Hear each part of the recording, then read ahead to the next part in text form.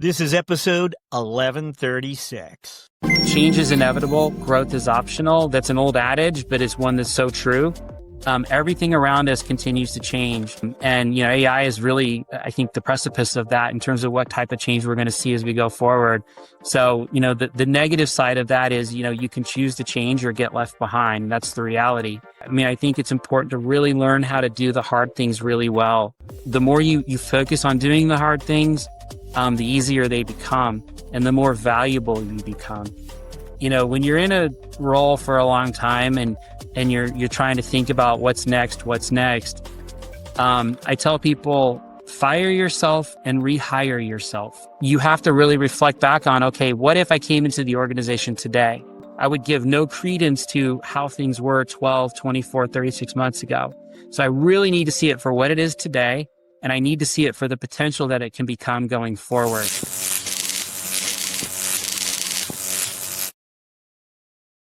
What happens when a company built to save lives must also reinvent itself to survive?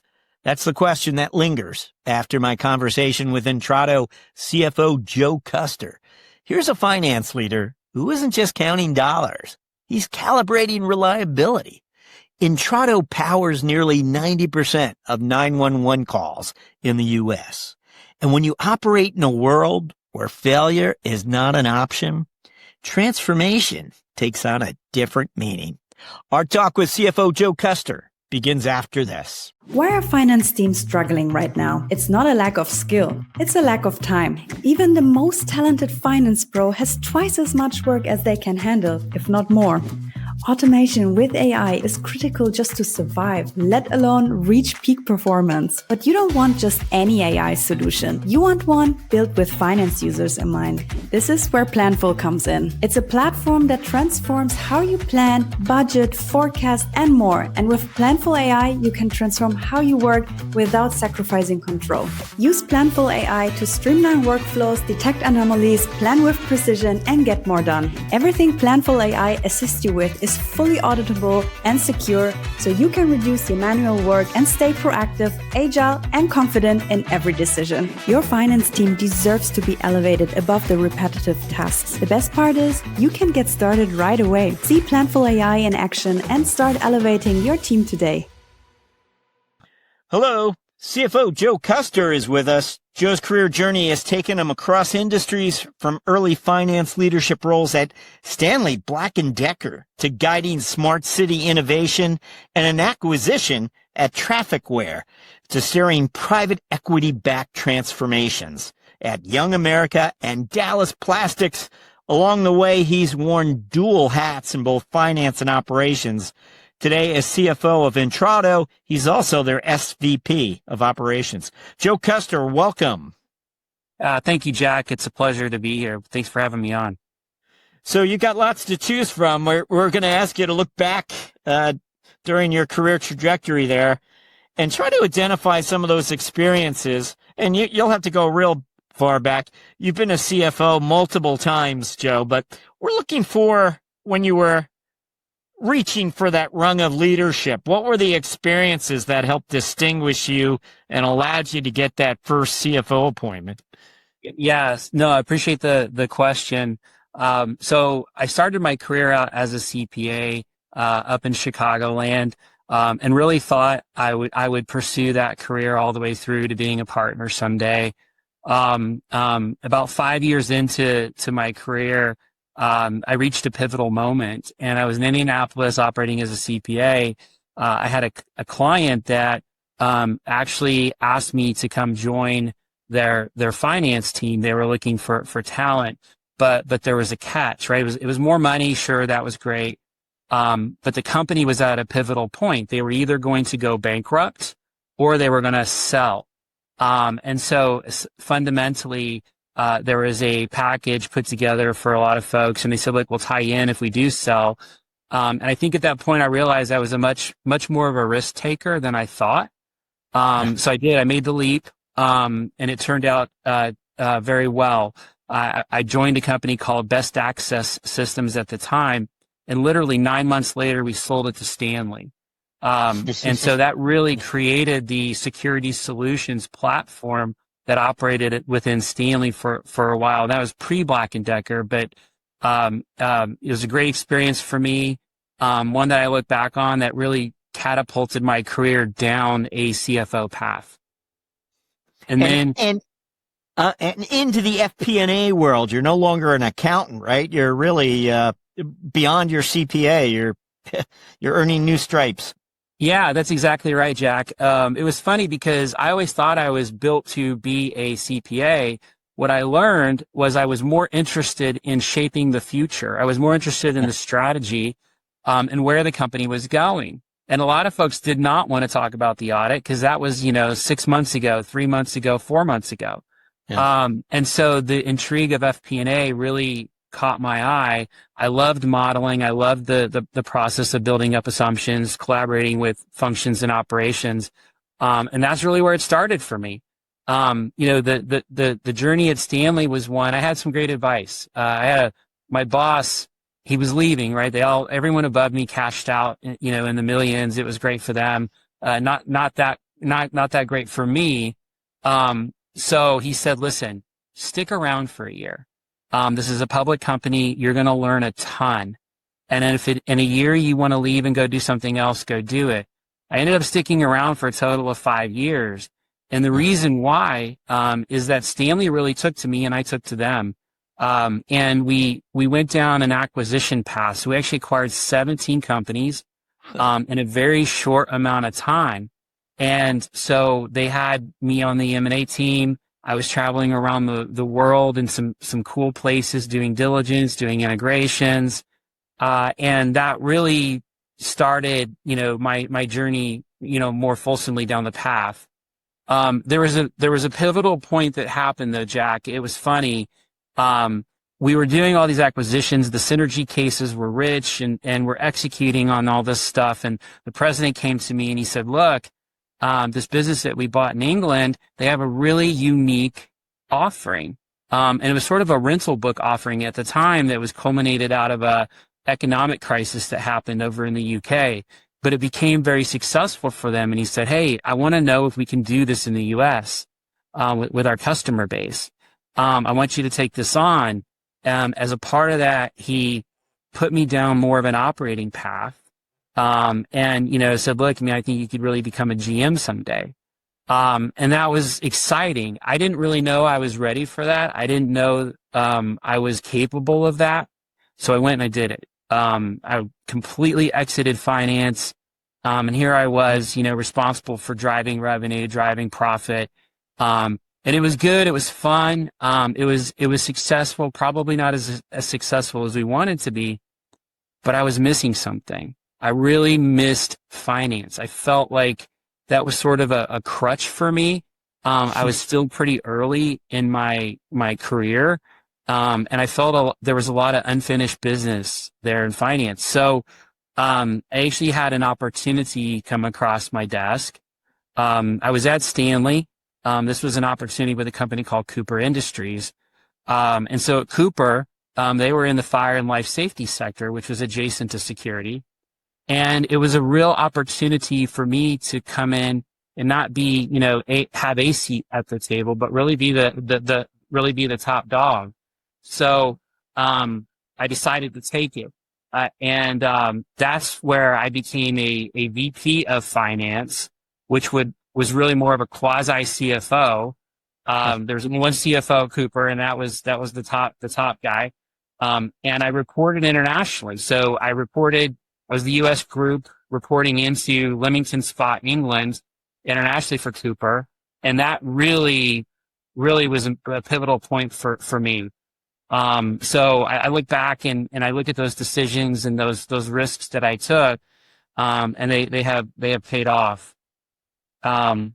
So Jack, I would say too, while I was at Cooper, it was very interesting. I got a phone call from a guy, named John Tranny. So prior, John Tranny was the president, chairman, and CEO of Stanley. And he had retired and went into private equity. And, John and I had built a report, Stanley. I didn't realize, we had that much of an effect on each other, but he reached out and he said, hey, I'm working with Mid-Ocean Partners out in New York City. We have a portco that admittedly needs some help and some transformation out in Minneapolis, Minnesota. That was Young America. And he goes, look, it's marketing. I know you're not necessarily, an expert in marketing. I don't need you to be. I need you to be an expert in the business model and in transformation for me. And I flew up, met with John. It worked out.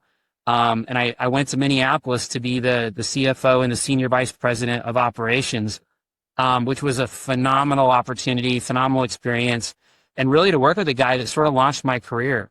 John has been a tried and true mentor to me for a long time. It seems like these mentors find you.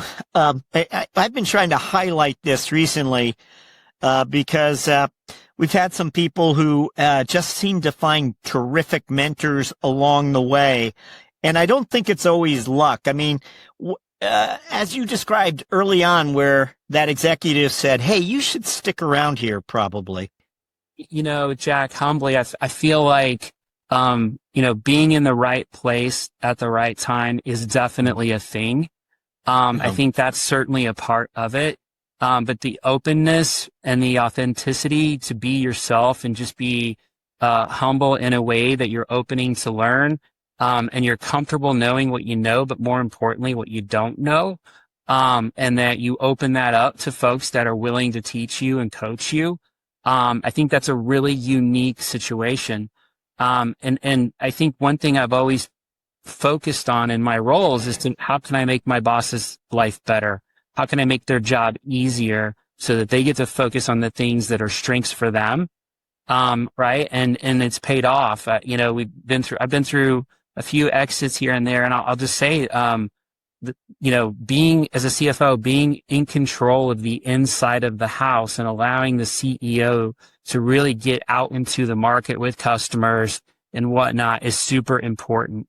And I think when people find someone that helps them and really compliments them in the right way, those people are really hard to find at the end of the day. Wow. That's an interesting point as well. A CFO's role is to make sure that the CEO is able to get out and, share the good news about the company with customers and the broader market. I'm just curious how those experiences influenced the way you mentor and develop finance talent today. I think it's kind of obvious, but at the same time, I'd love to hear how you became a good mentor and how you develop your what were the takeaways from those early days? So when I was a CPA, I really appreciated the way that we managed performance, the way that we had a structured approach to how you were reviewed, gauged, measured, and every year, right, it was critical to getting that next level promotion, getting the best possible raise you can get, and that never left me. I really took that to heart. And I thought wherever I go, I'm going to apply a very similar approach. And I'm going to be a servant leader. I'm going to invest in my people, because if my people are performing optimally, then, that's going to help me be able to do my job better. And so I tell folks, I want you to want my job. I want you to do that. And in many cases, Jack, it's paid off because I've been able to, earn a promotion or do something different. And you watch people grow. That's exciting for me. I always said if I wasn't good at what I did, I would go teach, right? So I love mentoring and teaching, and that's just something that's been a part of me from the beginning. And I think you have to create that opportunity, right? You have to set the tone. Leadership style is super important. I focus on being transparent, being honest. I don't like surprises. So if an employee is performing well, you tell them they're performing well. If there are things they need to work on, you tell them what they need to work on. Don't wait for semi-annual, annual review cycles to tell them those sorts of things, right? So, and as a result, Jack, like I probably have 3 or 4 people that I've worked with in the past that are with me now. And it's really helped me build my career and go places because I can bring folks with me. Another aspect of your career, and you've already touched upon it a little bit with us, you've navigated sort of the private equity environment, and that's shaped your thinking about, I would imagine, about a number of things, as you grew into more leadership roles. Can you share some thinking around the private equity world as it relates to growth and risk and allocation? Yeah. So it is really different, right? When folks are recruiting and you have private equity experience, they really do look at that. I've worked in public companies. I've worked for several private equity firms, and it is a different situation. And so you have to be a bit more entrepreneurial. You also have to deeply understand the investment thesis. Why is the PE firm acquiring this portfolio company? What are the key plays that they expect to run in order to, create value, right? Next level value as a part of this investment. And then I think the other thing I would say is that you have to go fast. And if you think you're going fast, go faster. Because there is an investment cycle, and timing in the PE world is critically important. Timing when you acquire it, and timing when you exit. And that has to do with, interest rate markets, like how are other markets, what are the debt markets like? You really have to make sure your timing is on in order to get maximum value. So, it's different. My first time with MidOcean was definitely a learning experience. And I feel like that really helped me into the next one, and that one into the next one. And then you sort of get the hang of it. You also want to work with good PE firms, right? Not all PE firms are created equal. And I've been very lucky to work with some great firms. What else? When you think about the influences around your career, again, you're evolving as an executive constantly. You shared with us you went into a general management role for a period of time. You've held all sorts of leadership roles. I could rattle them off, but what is shaping your thinking here? Other factors you can share with us? Yeah. So in terms of being a CFO in a private equity market, you really want to be an expert at the business model, at the operating model. You don't necessarily need to be an expert in the end market. If you're successful in the PE world, right, you're really changing jobs effectively every 3 to 5 years, because of the investment cycles. And maybe they want to keep you around for the next investment cycle. In some cases, right, they already have a CFO, so the writing is on the wall, and you did your service and thank you, and you move on to the next one. And so as a part of that, you really want to understand the cost drivers, the revenue drivers, and understand how to really optimize those levers, in the sense of an operating model or a business model. And I give credit to that going back to my CPA days, when I would have multiple clients in Chicagoland. It's heavily manufacturing. And so you're seeing a lot of different, business models, operating models, and you learn and you glean from that, and you start to become an expert, whether it's a manufacturing environment, whether it's a field service environment and they're rolling trucks. You dive in, you understand the key drivers, and you optimize it. You work to optimize those, within the current investment cycle. So that's really paid off for me. It's a little different in a public company environment. I think folks can make the transition, but there's a system in place, right, in a public company setting, and they really want you to follow the system. They want you to adhere to the standards, and so it's a little bit more cookie cutter at times, right? Not always, but in some cases, depending on the size of the public company. And so in the PE world, you got to really grab it by the horns and take control. And that's really worked out for me. And I've been lucky to partner with a lot of CEOs that understand the outside market well. And over time, you learn the market, right? But every 3 to 5 years, you're relearning, and you're really following that investment thesis. That's key. And there's a lot to that we can unpack. But certainly, I'd start there. The PE world perhaps also made you less dependent on perhaps executive recruiters. It seems like you had a robust network through within that environment, or maybe it's different from what I'm suggesting. No, it's not. It's exactly as you suggested. The when you are successful, when you have a couple opportunities where you're lucky enough to exit, and work with folks, they really do want to bring you with them.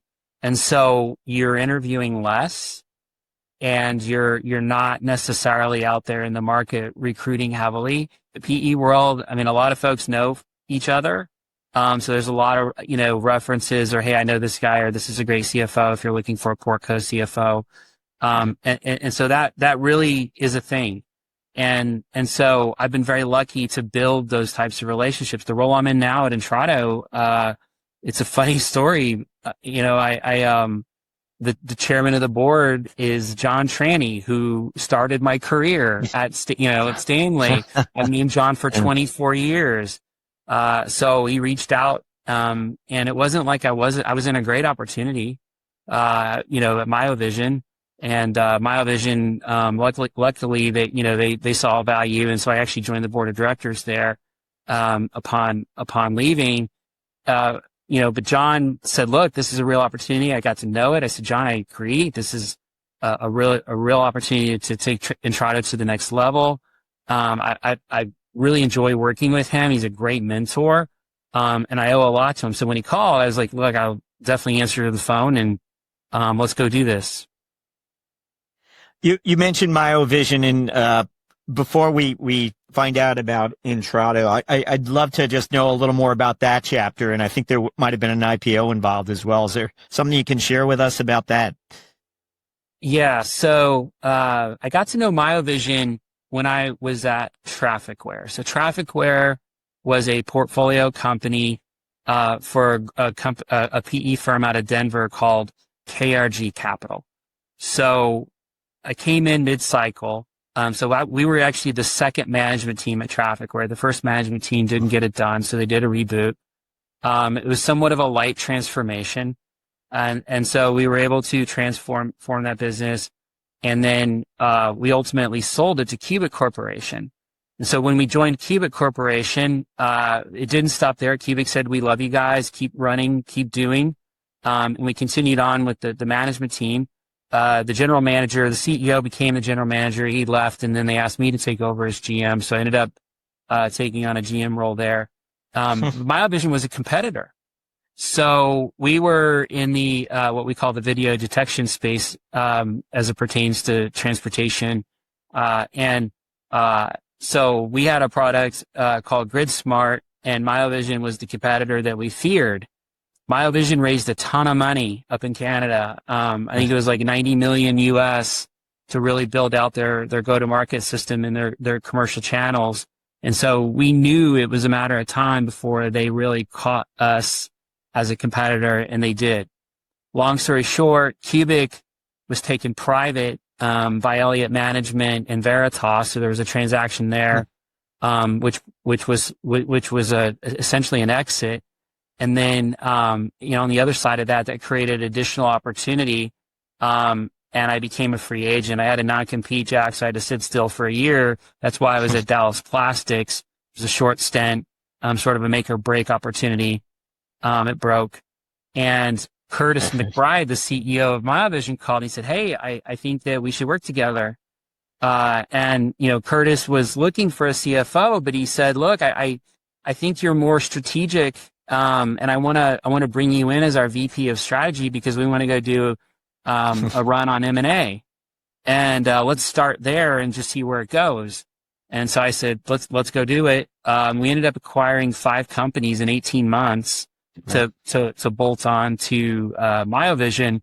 And Jack, it's a funny story because one of the companies we acquired was a company called GTT. So GTT, ironically, was a division of Vontier Corporation at the time. And the CFO at Vontier was a gentleman named Anshuman Aga. So Anshuman is the former CFO of Cubic. So it's crazy how dots get connected. And so we ended up acquiring that business away from Anshuman. Is an excellent transaction for them, for us. And Curtis and I had a great run at it. That culminated into me eventually taking over the CFO role for Curtis, and did more transformation there. in terms of, building up and professionalizing, that finance function. But Miovision was an explosive growth story. It was a business that just was scaling beyond its capability, and we really needed to keep the wheels on the bus. And so we had to really look at how we operate systems, establish process and discipline to really make sure we could scale profitably. That was the challenge there. But Miovision is a great company. I'm still involved with Miovision today. It's a pleasure to be on their board, right? Working with some highly talented individuals. Well, there are multiple chapters we haven't even touched on, but we need to jump to our business section where I get to ask you about this latest company, Intrado. We might have a few more career-related questions a little later, but let's find out about Intrado now. Tell us about this company. What is it about today? So Intrado is the pioneer in providing 911 services to constituents. So almost 50 years ago, Intrado was born out of the Boulder County Sheriff's Department. And, they felt there was a better way to connect callers into the Sheriff's Department with public safety first responders. And turns out, they were onto something. And so when you look at Intrado today, we touch about 90% of all requests for assistance. Now, Intrado is a mission-driven business, right? So we really have a passion for saving lives, and that's at the core of everything we do. Jack, we have to operate like a utility, right? We cannot fail, right? When you flip the light switch, the light has to go on, and that's how we view it. So, 4 nines, 5 nines is not, it's a thing, but it's not, the biggest thing for us. We call it public safety grade, right? We have to make sure that our network operates flawlessly, that we have appropriate levels of redundancy to ensure that those calls get connected and get to the right people to get, to dispatch ambulances or fire or police to the scene. It's super critical. And so Intrado has been around for a long time. It's a culmination of about 8 to 10 acquisitions over time. And so I would say those acquisitions were not integrated very well. And so that presented opportunity in the present day. And so Stonepeak Infrastructure Investment Partners, they acquired Intrado, carved it out of West Corporation. Now, West Corporation is owned by Apollo, right? We all know Apollo. And so there was a lot of opportunity to carve out this sleepy Intrado, which had, in the present day, lost a little bit of luster as the thought leader, as the market technology leader. And Stonepeak saw the opportunity to really, polish that up, invest in the business.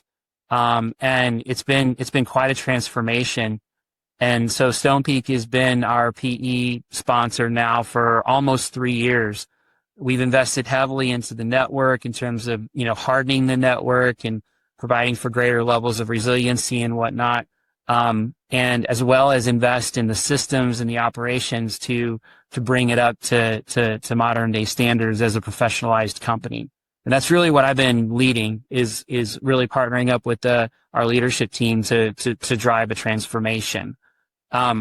If you were to summarize what we do at the core, at the end of the day, we want to be the most trusted authority in public safety, right? We want to provide positive public safety outcomes, and we're a mission-driven workforce, right? We're deeply committed to the cause, and that really sort of is the underpinning to who we are at Intrado.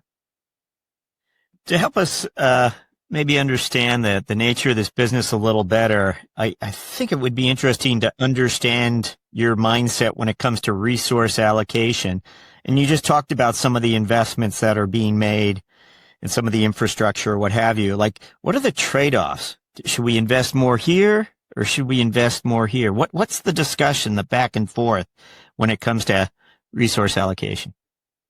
Yeah. So it's interesting. As you break down the types of investment, the network operation was mission critical.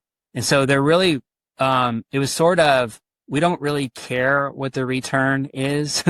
The network has to operate flawlessly, and it needs to be appropriately hardened to ensure that it works every single time. So we couldn't really put a price tag on that, if you will.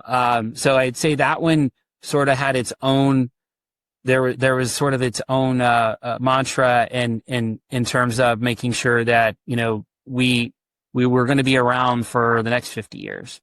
I would say beyond that, we like to solve problems. So when we look inside our business, we evaluate opportunities, and sometimes we're smart enough to find those, and sometimes we hire companies to come in and help dig a little deeper and find those. That really helps too. But when there was, you know, 8 to 10 acquisitions over the course of time, there was a lot of rich opportunity for us to go explore. And what we did is we really made productivity, transformation, and cost savings core to our business, right? Rather than treating that as a project when times got tough, we decided to integrate that into our business model. And so transformation is a living, breathing function within our business. And we run what we call, you know, annual, semi-annual workshops where we bring everyone in. We say, let's do some Kaizen events. Let's do some mapping and just see where there might be opportunity. And then in the interim, we do what we call surgical strikes, where we look at the metrics, we look at the market, and we see how the relative spend in a particular function or operation compares out, you know, what we spend relative to what the market is spending. And we know there's opportunity, so we just simply tiger team it and we go explore that. And so it's become part of our DNA. And if we didn't do that, Jack, when times get tough or the performance is slipping a bit, right, you're highly reactionary, which can be very damaging to the business. And even when, you know, you have a manual workforce, right, those people do work. And if you don't systematize that work or automate that work or streamline that work, you know, you're just really asking the folks that stay behind to work harder. And that's not a recipe to building strong morale and culture.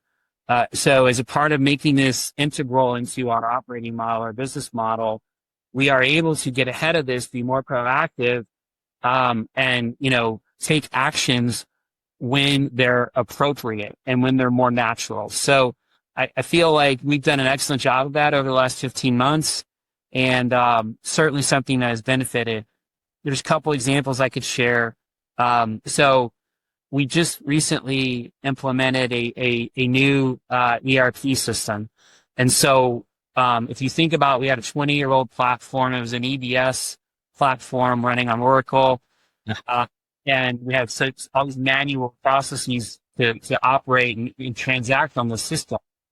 When we went to build the scope and the requirements for our new system, we solved for what I call the least common denominator, right? So we had responsibilities for folks quoting in each of our lines of businesses, yet they didn't talk to each other, didn't really know each other, and they didn't really share work.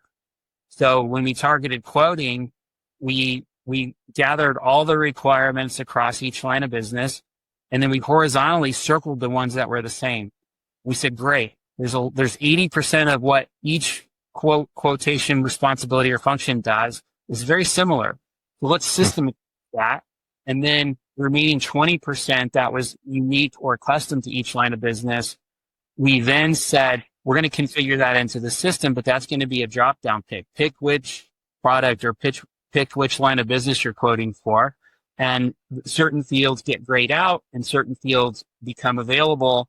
And lo and behold, we now have a center of excellence on quoting where we pooled all those resources together. They're cross-trained and they can quote for any and every product line.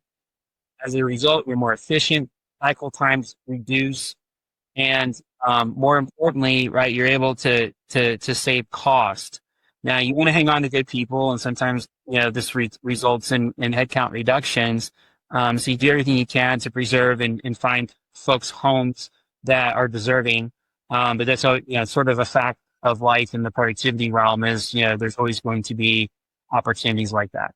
But that's just one example where we were able to, ease the opportunity that was presented to us as a part of moving our system from a 20-year-old platform to a modern day platform. So when you think about Intrado's growth strategy, what metrics are you watching most closely to ensure the business is on that track? The top metrics for us, Jack, net retention is definitely one, as well as what we call CAR or ARR bookings, right? So how much annual recurring revenue are we booking as a result of our selling motions? And those are, growth at Intrado is the most important thing for us. And so we have to first retain what we have, right? So the renewal motion that we put in place is key, and how we're able to potentially upsell, take pricing actions. That's super important and core to what we do. Most everything we do is in a contract. So the contracts also have to allow for those types of things to occur, whether it's on an annual basis or at the end of the term. So we're very keen to that. We have 7,500 contracts that essentially drive revenue across our entire business, and span across all three product lines. And it's our mission to make sure that we are being proactive in how we manage all 7,500 contracts and how that translates to customers. That customer journey is really, really important. And I would say that is the number one thing that we are focused on as a business over the next 12 to 24 months, making sure that motion is optimal. I wonder, when we speak to SaaS companies, the CFOs of SaaS companies, visibility into that customer journey, we would think might be, there might be more data available to these types of software companies than there are for you. So how do you increase your lines of sight into that journey and, having conversations with your salespeople, visiting customers? But do you have all the lines of sight that you require? Are you looking to extend them? So we're not there. And we have a clear vision of what great looks like. So we have defined what we're aiming for. And we in addition to implementing an ERP platform, we are in the process of finishing an enterprise CRM integration. And so that is going to be central to really extracting the value from this, wholly integrated business system. We call it Harmony. So Harmony is a culmination of 4 platforms integrated together. And I'll get into that, talk about AI. We can talk about, data and such. So how do we create a selling motion to ensure that we are optimizing hunting in terms of pipeline management and realization, and then how we are managing the ongoing relationship with that customer governed by a contract, and that we are seizing every single opportunity possible to go get more volume, because some of our product lines are usage-based, how we're able to glean pricing actions, and or upsell. Now, it's not always good news, right? I mean, there are competitors, and so you are sometimes faced with trying to minimize downsell, minimize churn, and those sorts of things. But those are key metrics we also track. And so we are on the cusp of building out that entire engine. And one of the keys for us is what we call the deal desk. So the deal desk is a function that operates under what we'll call sales operations or RevOps. Okay. And so we have an individual that lives and breathes, wakes up every day and focuses in on that challenge. We're still in the building phase. So we are operating, with respect to that system and the deal desk function, but it's not fully automated just yet. We're almost there. What, as a CFO, do you find yourself very actively involved in the CRM piece of this coming into place? Can you give us a sense of, the people around the table who are all discussing the deal desk? Yeah, so it's the leader of all of our functions. So if you think about engineering, you think about product, you think about sales, definitely finance. We all play a role. Product owns Yes. pricing, product owns scope. And so when a deal is presented, we flesh out anything that's standard. We say, hey, look, there are parameters that we've set. Product has led that charge. We know exactly what the standard price is. We know what the appropriate discounts are. We know what the feature function includes. And anything that deviates from those parameters or those standards, Jack, we then run it through the deal desk. So we really try to focus on the exceptions. And so everyone is involved because it's a newer function for us until it becomes a little bit more ingrained. And so we're talking with our CTO and asking questions. Okay, they want to change something that we do, and they want to change it in a way that becomes potentially bespoke or unique or custom to their system or their service. Can we do it? What sort of premium should we command for doing that? So one, maybe either deter them or make certain it's worth our time and effort. So we're having those discussions every week. We have a standard meeting every week. We call it the deal desk. And when a salesperson has a deal they want to bring, that is the opportunity to do that. And we're glad to set up special sessions as well when things arise, because timing doesn't always work that way on a schedule or on a cadence. So it really works. It forces the conversation, and it ensures that everyone is signed up to and aligned to anything that might be non-standard, because that is disruptive to standard work. And so we want to be eyes wide open about what that might mean. And I got to tell you, and a lot of times, like when a customer requests something, it's something that we can actually push out that becomes available to all customers. So there's some benefit there too, in terms of thinking about the product roadmap and the feature and the functionality. And we allow product to really guide that discussion. Well, thank you for that. We do. You mentioned AI. How do you see AI transforming this business? What's the opportunity here? So I feel like AI has become a bit of a generic term. And so it's multifaceted. And for us, the real opportunity is to become an AI company. And I think everyone says that, but what does that really mean? For us, we want to integrate AI into our business model, into our operating model, and ultimately into the core of our data fabric, so that everything we do, we are thinking about AI, similar to how security is thought of, right? Cybersecurity is a thing where if you're integrating security into the development of the product from the very beginning, it's just inherently more secure, right? Trying to apply security after the fact is really difficult. And there's still exposure, there's still risks. So, we have a new CPO that just came on board, Lou Blatt. So Lou's going to really lead that effort. And our mission is to integrate AI into everything that we do. Now, that will translate into a couple opportunities in our business. One would be administratively. You think about, how we leverage the power of AI to do reporting, do analytics, as well as you think about the customer service aspect of it. But the product implications, Jack, are really big for us. And we think that by doing this, we can become an AI company. I don't know if you've tracked the market, but Axon just bought Prepared 911 for an exorbitant amount. And Prepared 911 did a great job of integrating AI into their data fabric. They're paying close to $1 billion for a company that does less than 30 million in revenue. How do you evaluate these investments, these emerging technologies? What are worth investing in? What aren't? So it's still fairly early. My advice would be this: think of agentic AI in terms of the digital employee workforce.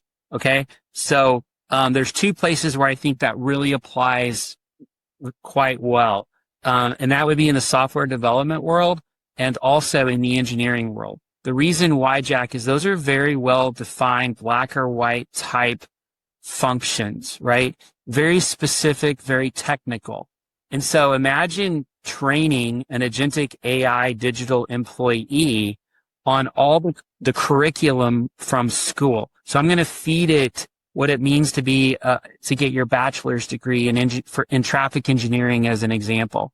Secondly, maybe we feed it what a graduate program looks like, and we ask it to write a thesis. Maybe we test it.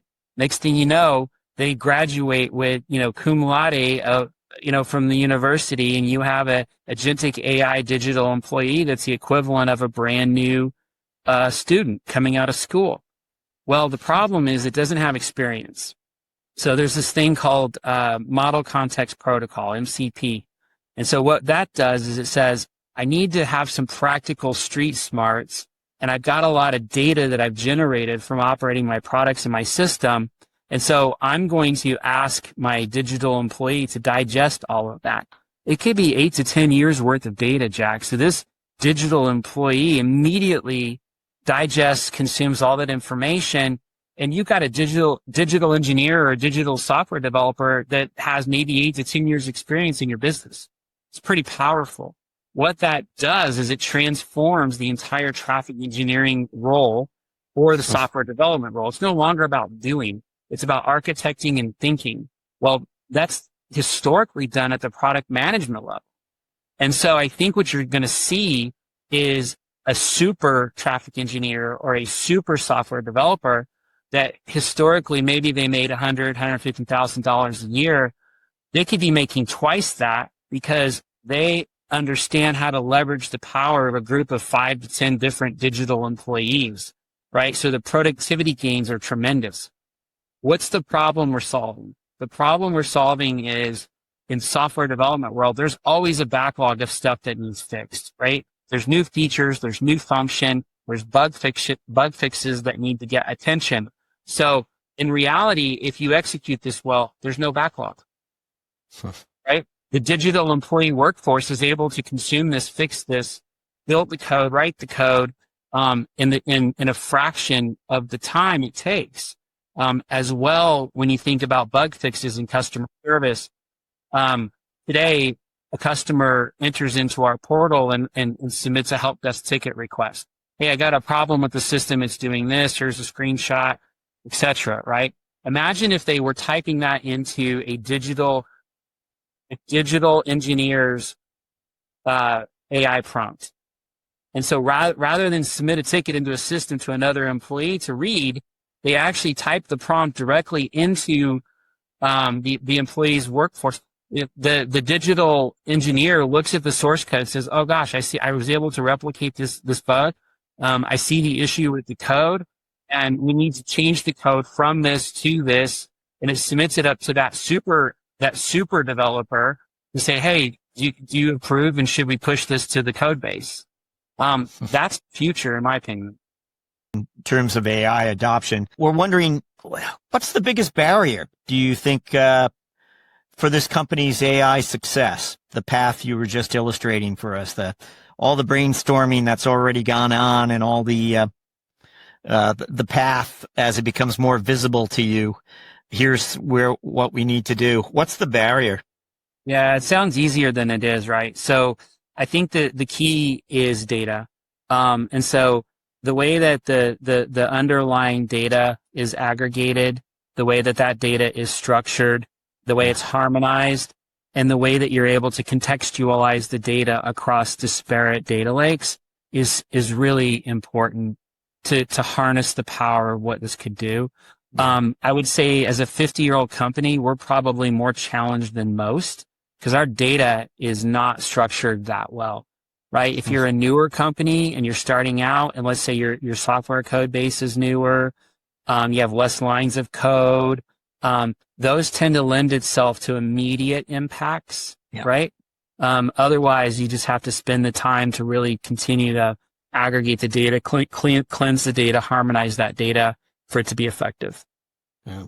Great insight there for us. Thank you. We're up to our finance strategic moment question. And again, this might have happened anytime during your career. It might have happened last week, or it might have happened 20 years ago. You've already shared some great moments with us from your past. But Joe, we're going to ask you for one more. What comes to mind when we ask for a finance strategic moment? So for me, I think it really boils down to how you implement and execute a strategy. A lot of people treat strategy as a project, and they really struggle to, understand how to execute, and they tend to go back to doing what they do on a daily basis. So for me, early on in my career, it was super important that you transform the way you run the business. And so I was very lucky to learn from a group called Next Level Partners. This is a group that came out of Danaher, and they had perfected the Hoshin Kanri strategic planning process. And it's one that really inverts the focus, and it says, start with the answer. What does breakthrough performance really look like? And then what are the 3 to 5 things you need to do over the next, 3 to 5 years? And then what does that mean to what you need to do over the next 12 months? And if you execute that well, then you really start to see the power of what the business could become. And I think there's a difference between incremental improvement and true breakthrough transformational growth. And I highly encourage CEOs and senior leaders to change the way they operate their staff meetings, change the way you operate your one-on-ones, and make sure that you have a proper planning cadence to how you run and operate the business on an annual basis, right? You got your people planning, you got your product planning, you got your strategic planning, and then you have your annual planning cycle. And if you do that each quarter and you keep doing that year on year and building up that process, you're going to grow 2-3 times your competitors. 10 years ago, was that part of your mindset? It was. I learned that at Stanley. It was funny. They said, hey, we got this new thing we want to try, with the Hoshin Kanri planning process. I was like, great. They're like, hey, Joe, we want you to be a train the trainer, a super user. Okay, cool. I left Stanley. I went to Cooper. They said, hey, we want to do this thing. And I'm like, oh gosh, I know exactly how to do that. And it just started from there, Jack. So I was lucky enough to, be at the right place at the right time and really build that and integrate that in. And we actually practice that here at Intrado now. Great. Well, thank you for that. We're going to jump to what we refer to as our mentoring round, where we'll ask you to look back again. We want to know the first time you stepped into a leadership role and, a C-level role for you, Joe, and you've had multiple chief financial officer roles and operational roles along the way. What didn't you expect? What caught you off guard? And we always put it this way: if you could go back in time, this is what you tell yourself. This is the missing piece that you wish you knew. Yeah, Jack, I always counted on me, right? You could always count on yourself, and when you're younger, and I would say that the power of a team is really important, right? And how you connect and build relationships.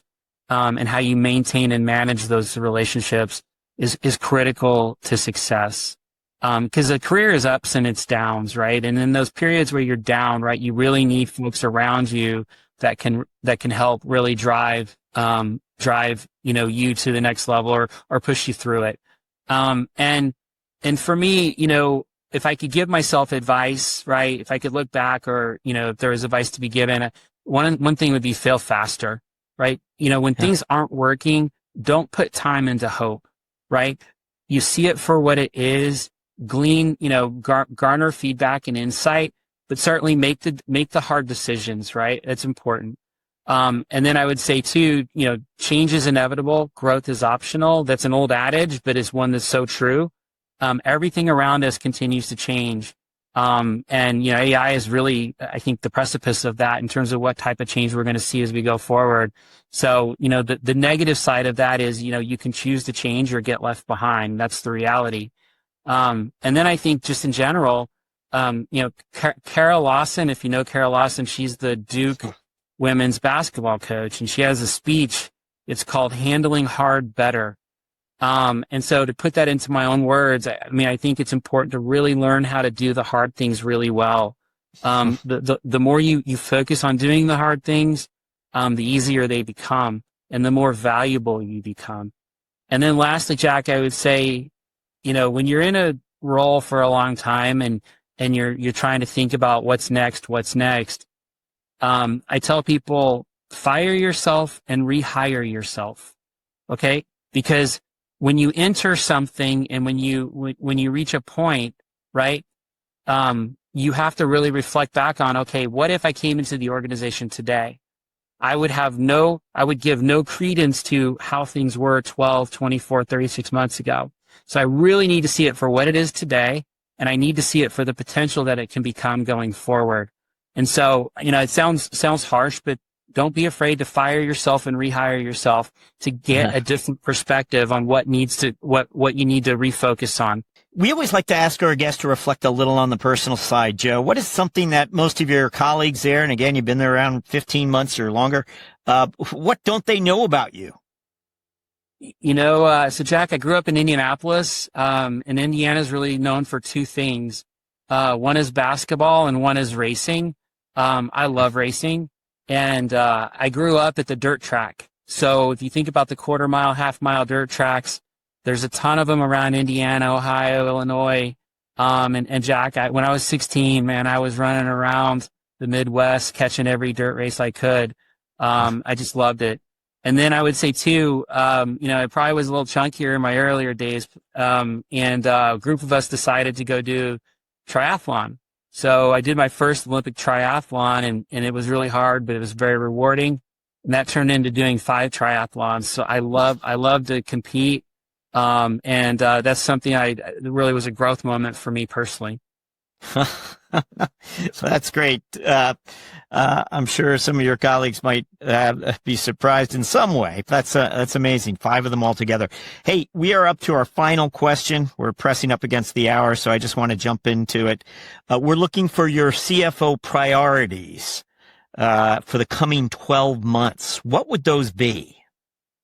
So we touched upon this earlier. I think the biggest priority for us and for our stakeholders is to drive growth. And so when we talked about the CRM enterprise system, we talk about the deal desk, and we talk about optimizing the selling motions off of that platform, that really is the number one single most important thing that we need to do. And then really build our distribution system, our go-to-market strategy around that to be most effective.